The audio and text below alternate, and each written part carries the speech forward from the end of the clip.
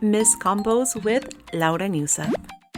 Hello and welcome back to Miss Combos with Laura Newseth. I am Laura Newseth and today I'm going to be a Vivid Bad Squad fangirl. So we're going to be talking about Rekindle the Flame, or Aki5 as a lot of people online are calling it. As you may or may not know, I am a huge Vivid Bad Squad fan, but spoiler, I looked at the cards. I don't think I will have a whole lot to talk about compared to Misu 5. Misu 5 really spoiled me with the imagery and everything in the cards. This card set really does look very basic in comparison. So what has Vivid Bad Squad been up to since they surpassed RAD Weekend? Let's take a look at the event summary. After surpassing RAD Weekend, the members of Vivid Bad Squad are now striving for their next goal, to take over the world. Sorry, I had to giggle because as a 90s kid, I just thought of Pinky and the Brain. Old cartoon, but yeah, they're striving to take over the world. While each member is slowly moving forward towards their goal, Akito, on the other hand, seems to have something on his mind. What does he have on his mind, Akito Shinonome? Let's take a look at his cards. Let's start with his untrained card, and after 4 years, we finally have a look at Akito's bedroom. Yes, they made us wait 4 years to look at his bedroom. So as I expected, and I talked about this in a recent live stream, I had my suspicion that it was going to look very similar to the mixed unit event that we had not too long ago. I suspected there was going to be music posters, probably sneakers as well, and it was just going to look very normal, I guess, in comparison to Toya's bedroom, which looks super fancy, like a hotel room.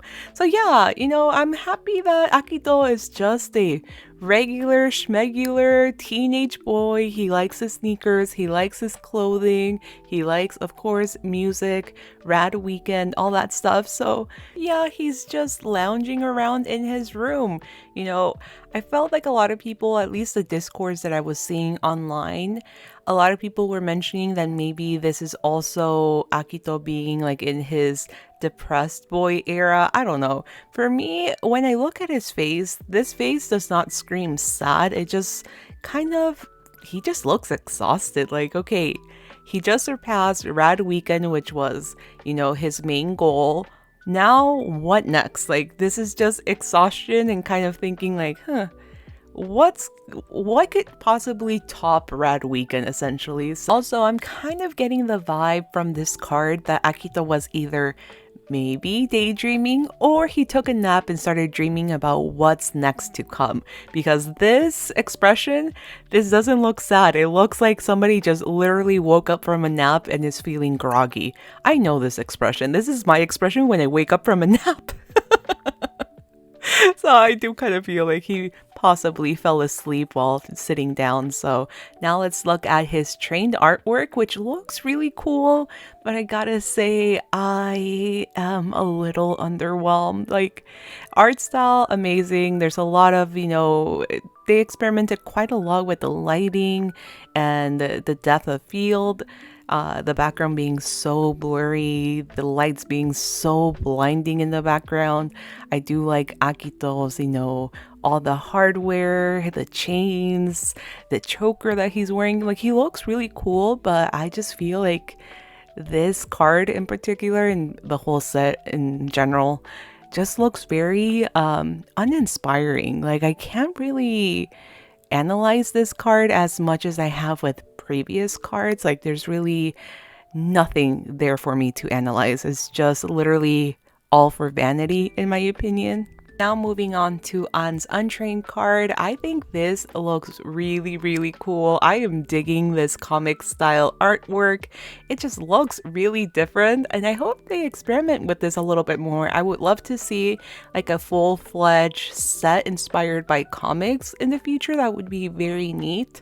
But yeah, we have two of the worst students in Project Sekai's cast just looking not so not so thrilled about being stuck in school, which, I mean, makes sense for both of those characters. And now looking at her trained artwork, Once again, you have a lot of lighting, a lot of contrast between the shadows and the bright light.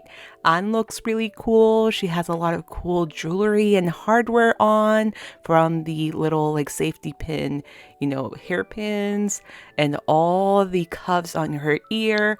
But the card itself doesn't really leave me room for interpretation. Like, there's nothing for me to analyze. I mean, maybe the only thing that I could possibly think of is with Anne's face being so well lit, like she is striving forward literally. But apart from that, I'm getting the feeling that this whole set just doesn't really tell a story. Not that every single card set needs to, but I feel like for focus events, it's nice if the card artwork, especially the trained card artwork, can also tell a story by just looking at it, very similar to Misu 5 and even the 4th anniversary event with Nene. I mean, the card artwork, all those flowers, all those items that were in the background, they seem to tell a story for that specific character, and I'm just not getting this with this Vivid Bat Squad set. Like, it just, again, feels like this is a set for vanity. It's just meant to be cool, and that's it. Now moving on to the last 4-star card, we have Kohane doing a handshake. I don't know who this woman is supposed to be, but this is literally all that's happening. So again, not much for me to talk about. Kohane is just looking like Kohane. It just seems like a very familiar setting for Vivid Bat Squad. And honestly, if you wouldn't have told me this was the 4-star card, I would have assumed this was the 3-star card. Like, the artwork just looks very basic. And this is her trained artwork, which once again, I feel like this also could have been a 3-star card. I am not getting a whole ton of anything from this card. I feel like we have seen this card from Kohane in the past. I guess I could analyze the fact that Kohane is literally blinded by a spotlight and her being the unit leader, but that's pretty much it. Like, again, there's nothing for me to truly analyze from this card. It just looks cool, and that's pretty much it. Now moving on to the 3-star card, we have KAITO with his brand new Vivid Bat Squad outfit. The top is giving like a yellow version of Toya's outfit. The bottom is giving pajamas. I hate the pants so much. They literally look like loungewear, like pajamas. Like, Kaito, like, what are you wearing? And this is Kaito's trained artwork. Again, it just looks cool. It actually kind of reminds me of the latest Leonid card set a little bit, but this is like the darker version. I mean, this card is fine. He looks cool, but I don't know. I feel like Misu 5 just spoiled us with all the cards, and this is just looking so underwhelming right after Misu 5. And for the 2-star card, we have Toya with some neck pain. They've been posing him a lot like this lately, and it's just kind of funny that that he suddenly has some neck pain. Also, the outfit is giving me like teenage boy went to Hot Topic and just picked out anything that looks like remotely badass or rebellious. I don't know. His card just looks funny. I mean, for once, I am glad that Toya does not have the 4-star card. This means that I can easily get this 2-star card and I don't have to, pull. So that's pretty nice. So that is it for my video. These are all the cards that are part of Aki5. Let me know what your thoughts are in the comments below. Will you be pulling for this banner? Will you be skipping it? Let me know. I think I will actually be skipping it. I am just overall very underwhelmed by this card set. I'm looking forward to the Utsupi commission song. I feel like that will be super good. And I'm also looking forward to the next arc of Vivid Bat Squad stories as they embark on this new goal to take over the world.